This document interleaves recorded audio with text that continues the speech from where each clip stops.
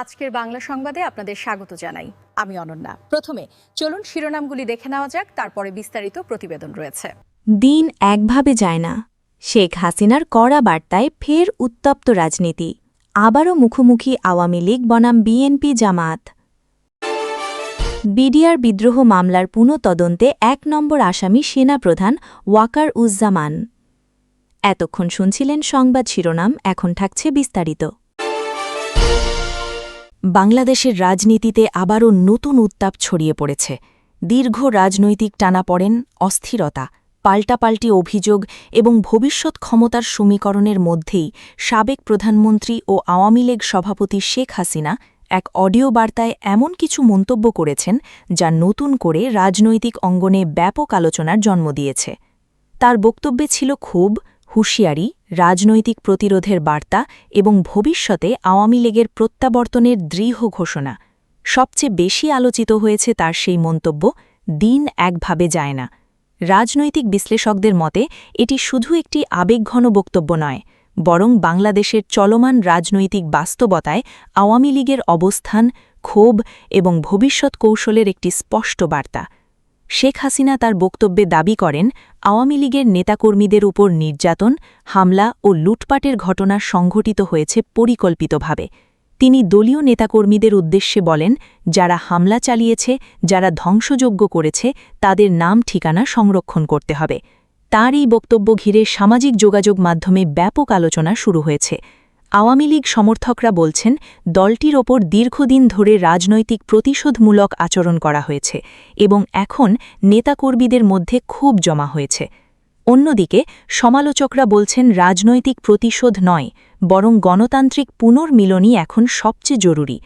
তবে এটা স্পষ্ট যে শেখ হাসিনার বক্তব্য আওয়ামী লীগের তৃণমূল কর্মীদের মধ্যে নতুন করে সংঘটিত হওয়ার মনোভাব তৈরি করেছে। তার বক্তব্যের সবচেয়ে বেশি আলোচিত অংশগুলোর একটি ছিল বর্তমান রাজনৈতিক পরিস্থিতি নিয়ে তীব্র সমালোচনা। তিনি অভিযোগ করেন, দেশ এখন ভয়াবহ অর্থনৈতিক ও সামাজিক সংকটের মুখোমুখি। দ্রব্যমূল্যের ঊর্ধ্বগতি, জ্বালানি সংকট, স্বাস্থ্য খাতের অনিশ্চয়তা এবং প্রশাসনিক দুর্বলতা নিয়ে জনগণের মধ্যে হতাশা বাড়ছে।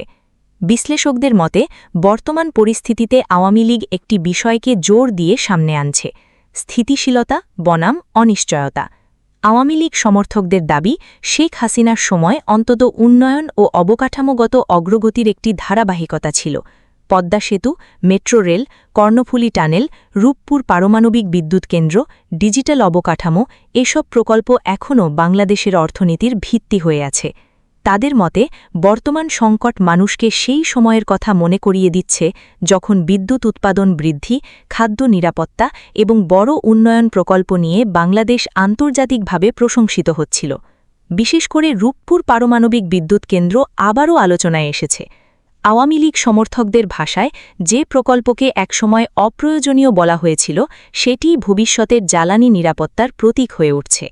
এই পুরো বিতর্কের মধ্যেই নতুন করে সামনে এসেছে যুক্তরাষ্ট্রের সঙ্গে বাংলাদেশের সম্পর্ক নিয়ে আলোচনা। আওয়ামী লীগপন্থী মহলের একাংশ দীর্ঘদিন ধরে অভিযোগ করে আসছে যে বাংলাদেশের অভ্যন্তরীণ রাজনীতিতে আন্তর্জাতিক শক্তিগুলোর প্রভাব বাড়ছে। তাদের দাবি, শেখ হাসিনা বহুমুখী কূটনীতি অনুসরণ করতেন এবং কোনো একক শক্তির ওপর নির্ভরশীল হতে চাননি। ভারত, চীন, রাশিয়া, যুক্তরাষ্ট্র সব পক্ষের সঙ্গে ভারসাম্যপূর্ণ সম্পর্ক বজায় রাখার ছিল তার নীতির অংশ।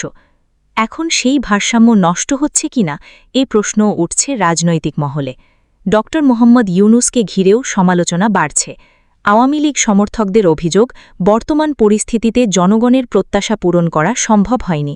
তারা বলছেন, সাধারণ মানুষ ভেবেছিল পরিবর্তনের মাধ্যমে নতুন অর্থনৈতিক স্বস্তি আসবে, কিন্তু বাস্তবে বাজার পরিস্থিতি আরও কঠিন হয়েছে। তবে সমালোচকদের একটি অংশ বলছে, দেশের অর্থনৈতিক সংকট শুধু কোনো এক ব্যক্তি বা সরকারের কারণে নয়, বরং বৈশ্বিক মন্দা, যুদ্ধ, জ্বালানি মূল্য বৃদ্ধি এবং অভ্যন্তরীণ কাঠামোগত দুর্বলতাও বড় কারণ। রাজনৈতিক বাস্তবতা হল, বাংলাদেশ এখন চরম মেরুকরণের মধ্যে দাঁড়িয়ে আছে। একদিকে আওয়ামী লীগ নিজেদের উন্নয়ন ও রাষ্ট্রীয় স্থিতিশীলতার শক্তি হিসেবে তুলে ধরছে, অন্যদিকে বিএনপি বর্তমান ও অতীত সরকারের সমালোচনার মাধ্যমে জনসমর্থন বাড়ানোর চেষ্টা করছে। এই প্রেক্ষাপটে বিএনপির ভারপ্রাপ্ত চেয়ারম্যান তারেক রহমানকেও কড়া ভাষায় আক্রমণ করেন শেখ হাসিনা। আওয়ামী লীগ সমর্থকদের দাবি, বিএনপি এখনও দেশের সামনে সুস্পষ্ট অর্থনৈতিক বা প্রশাসনিক রূপরেখা তুলে ধরতে পারেনি।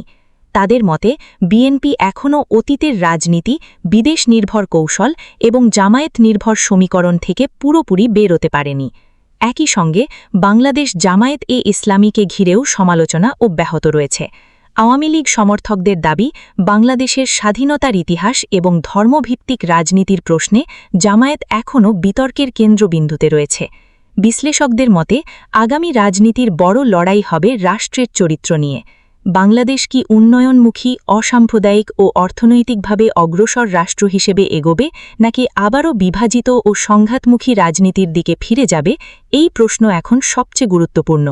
শেখ হাসিনার বক্তব্যে আরেকটি বিষয় স্পষ্ট হয়েছে, আওয়ামী লীগ নিজেদের রাজনৈতিকভাবে এখনও শেষ হয়ে গেছে বলে মনে করে না, বরং দলটি বিশ্বাস করে তারা আবারও সংগঠিত হবে এবং ভবিষ্যতের রাজনৈতিকভাবে শক্তিশালী প্রত্যাবর্তন ঘটাবে।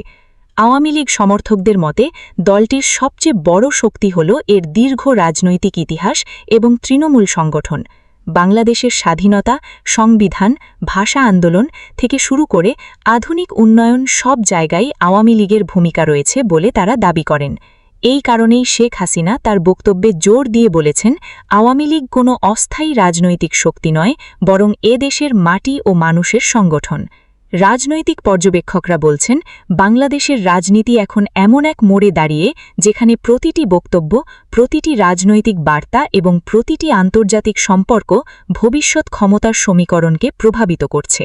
দেশের মানুষ এখন সবচেয়ে বেশি যেটা চায় সেটি হল স্থিতিশীলতা। তারা চায় বাজারে স্বস্তি, কর্মসংস্থান, নিরাপত্তা এবং ভবিষ্যৎ নিয়ে নিশ্চয়তা। কিন্তু বাস্তবতা হল, রাজনৈতিক সংঘাত যত বাড়ছে, জনগণের উদ্বেগও তত বাড়ছে।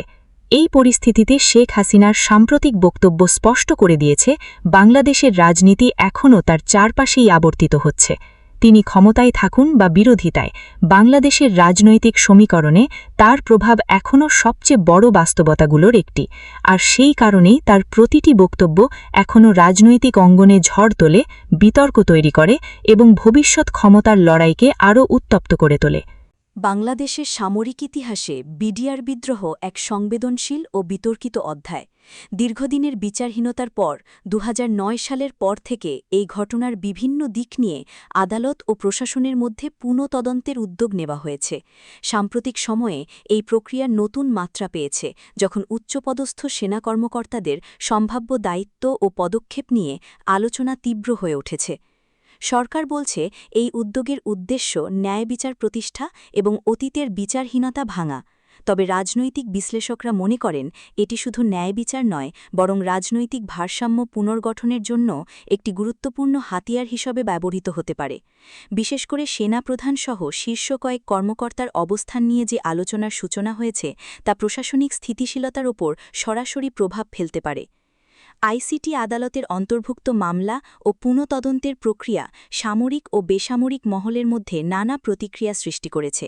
রাজনৈতিক দলের মধ্যে উদ্বেগ লক্ষ্য করা গেছে, কারণ সেনাবাহিনী দেশের নিরাপত্তা কাঠামোর গুরুত্বপূর্ণ স্তম্ভ। বিশ্লেষকদের মতে, যদি এই ধরনের পদক্ষেপ রাজনৈতিক উদ্দেশ্য প্রমোদিতভাবে পরিচালিত হয়, তাহলে রাষ্ট্রের আস্থা ও জনগণের বিশ্বাস ক্ষুণ্ণ হতে পারে। এই প্রক্রিয়ার মাধ্যমে দেখা যাচ্ছে, বিচার প্রক্রিয়ার স্বচ্ছতা, প্রমাণভিত্তিক তদন্ত এবং রাজনৈতিক প্রভাবমুক্ত কার্যক্রম এখন সময়ের সবচেয়ে বড় চ্যালেঞ্জ। সেনাবাহিনী ও প্রশাসনের মধ্যে ভারসাম্য বজায় রাখা জরুরি, যাতে দেশের অভ্যন্তরীণ ও বৈশ্বিক স্থিতিশীলতা রক্ষা হয়। সারসংক্ষেপে, বিডিআর বিদ্রোহের পুনঃতদন্ত শুধুমাত্র অতীতের ন্যায়বিচার প্রতিষ্ঠা করা নয়, এটি রাষ্ট্রীয় স্থিতিশীলতা, সেনাবাহিনীর নিরপেক্ষতা এবং প্রশাসনিক দায়িত্বশীলতার উপরও গভীর প্রভাব ফেলছে। তাই প্রশাসন, আদালত এবং রাজনৈতিক মহলকে সতর্কভাবে পদক্ষেপ নিতে হবে, যেন প্রক্রিয়াটি সত্যিই আইনের শাসন এবং ন্যায়ের কক্ষে উপযুক্তভাবে পরিচালিত হয়।